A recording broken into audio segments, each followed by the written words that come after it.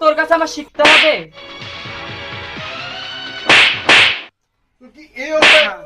আমার মা হওয়া তোমার অভিনয়ের মধ্যে এত কাঁচা। মা বাড়িতে আছো? ও মা, বাবা আসছে না? আসো। ও মা, এটা কে আসছে? বাবা আসছে, আসো। কেমন মা? ভালো আছো? ভালো আছি। বাড়ির সবাই ভালো আছে? হ্যাঁ ভালো আছো। দাঁড়াও, আমার ভাই কি করে বেড়াচ্ছেন এতদিন পর? মাইয়া বাচ্চা আছে না ময়রা আছে, তাকে দেখতে পেরেছে?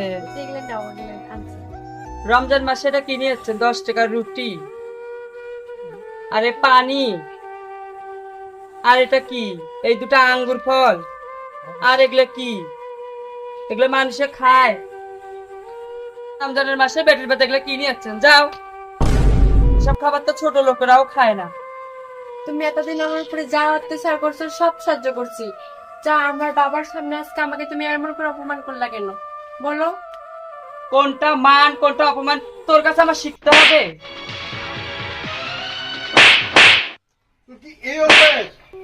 আমি থাকতে তুই আবার তোর শ্বশুরের তোর হাত উঠালি?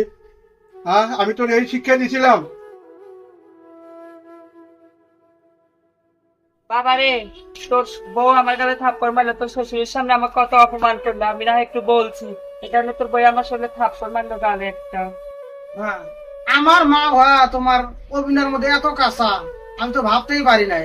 আমি কিন্তু সব আড়ালে থেকে সব দেখছি।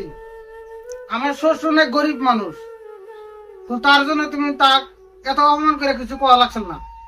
আমি আর এই বাড়িতে থাকতাম না, তুই তোর বউরে নিয়ে এই বাড়িতে থাক, তোর শ্বশুরে নিয়ে থাক, আমি থাকতাম না। আমার যখন এত অপরাধ হয়েছে।